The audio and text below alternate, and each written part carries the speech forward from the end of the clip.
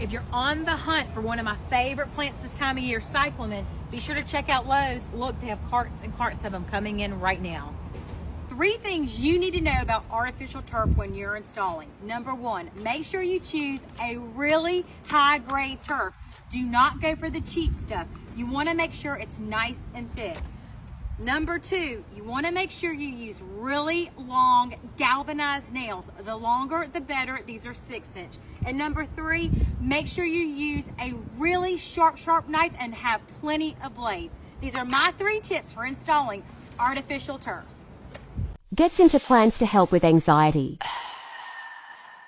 Now has anxiety from taking care of all the plants. Get your fucking ass up and work. It seems like nobody wants to work these days. You are healed. I have healed you. Meet the asparagus fern. She is one of my all-time favorites that I absolutely love to use in my summer shade container gardens. Now, if you want to grow her inside, you can, but she likes zone 9 to 11. I'm in zone 8 and I plant her with dragonweed begonias. She's gorgeous, but look at this. Hold on, I gotta stomp this on the ground. Look at this gorgeous root system, one of my favorites, and they're great to split. But this is what we call a bulbaceous tuber system. Asparagus ferns, one of my favorites. After hours. I do not have time for this. I do not have time for you. I want to introduce you to one of the showiest plants in Florida. It's called the bougainvillea. Now, if you live up north, unfortunately, you cannot grow her, but look, this is an incredible topiary.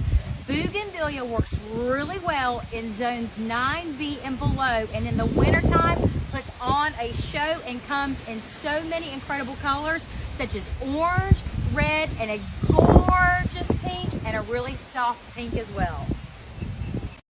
Oh my God, oh my God, oh my God. I'm a grandma. Wow.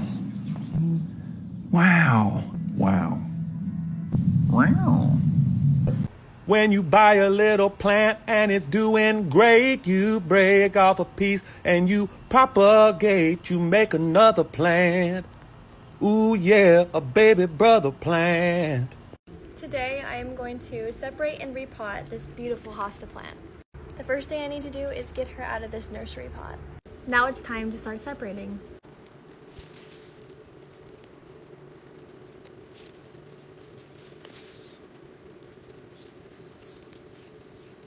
I accidentally filmed all my clips in super speed, so I have this one here, separated, these 2 together. I also have these 2 that I'm keeping together because their root system is so intertwined.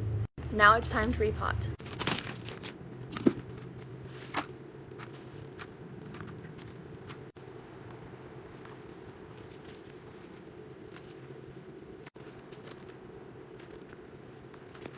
And there it goes. All finished. Going and growing.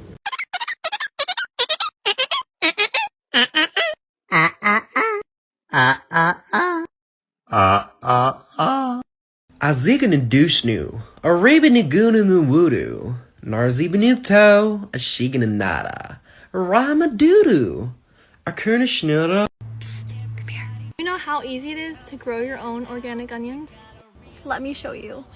First, pick up a bundle of scallions from your grocery store. Buy organic if you want organic, buy regular if you don't care. Next, you're gonna cut each scallion 2 inches from the bottom.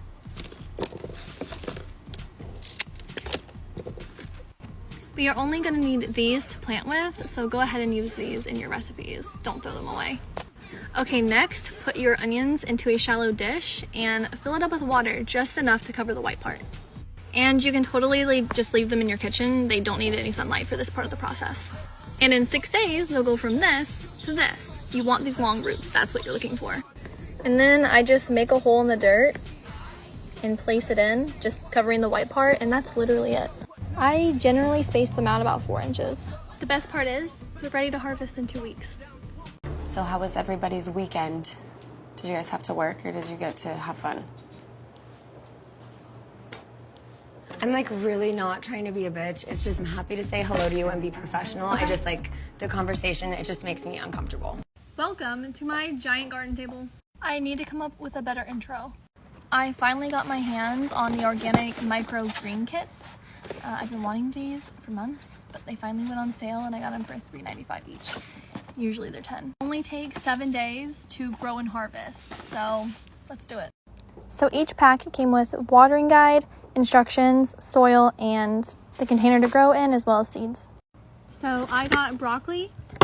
I have Mighty Mix, which is broccoli, kale, kohlrabi, and cabbage. And then I have Rainbow Mix, which is songo radish, purple kohlrabi, and red cabbage. That is so difficult for me to say.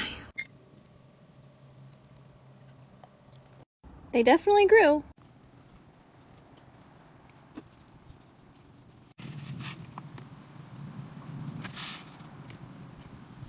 Now it's time to cover and check back in 48 hours. This is part 2 of my previous video about growing microgreens in my garden. Day 0. Day 1. Day 2. Now we leave them uncovered outside, and this one has sprouted. Day 3. It's thunderstorming, so I'm bringing them inside. Day 4. Nothing is really happening except for one little bitty sprout. Day 5, we have more sprouting, but I'm not confident any of these will be ready by day 7. Day 6, we're getting somewhere, but not far. Day 7, I'm gonna keep going and see what happens. Day 8. Day 10. I'm gonna let it go longer. This was unfortunately a fail. How pitiful. Unrelated, but my chia seeds are doing great. I have to show you something, what I do. Okay.